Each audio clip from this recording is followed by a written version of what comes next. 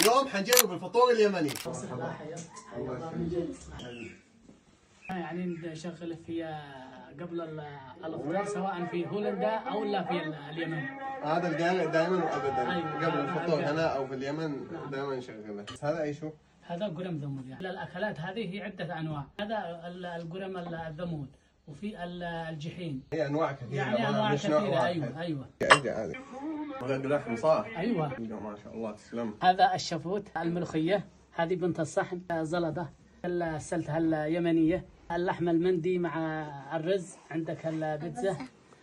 عندك البيتزا وكمان يمني. ايوه. عندك السمبوسة. الهريش اليمني. عندك المرق.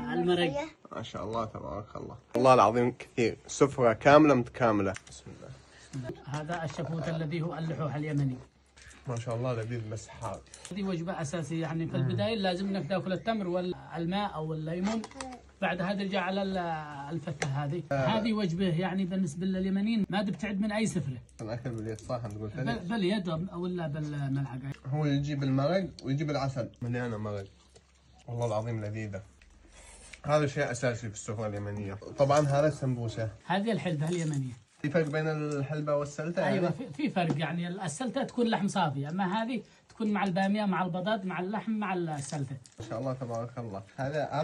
هذه حجر صعدي. هذه جبتها من اليمن. بس هذه ما دنأكل بالملعقة. هذه دنأكل السلتة دنأكل بالخبز. أيوة.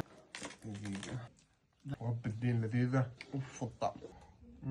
طبعا دحين ما شاء الله الوجبة الأساسية مندي لحم صح؟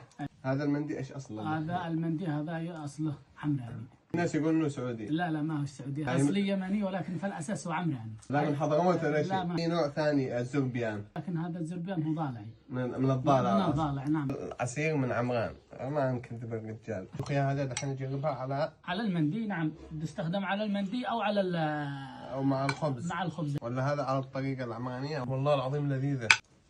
دحين الأطباق الأساسية اللي في رمضان أي شيء؟ السمبوسة، فتة، الملوخية، الهريش. هذه بس سواء في رمضان ولا ايش؟ لا هذه في رمضان وفي الأيام العادية. هذه بيتزا عمرانية.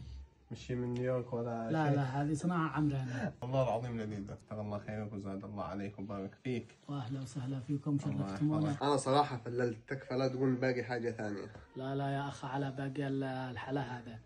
لأنه في مثل يمني عندنا يقول لك من أكل وحلى كأنما بنى وعلى. ما شاء الله تبارك الله. الحين هذه ايش؟ هذه بنت الصح. هذه أكلها الصنعانية. أنا شايف عسل فوقها. أيوة هذا عسل بلدي. هذا عسل يمني. أنا خلصت الصحن. بالعافية. من كثر ما هي لذيذة. رب الدين توب. والله العظيم لذيذ.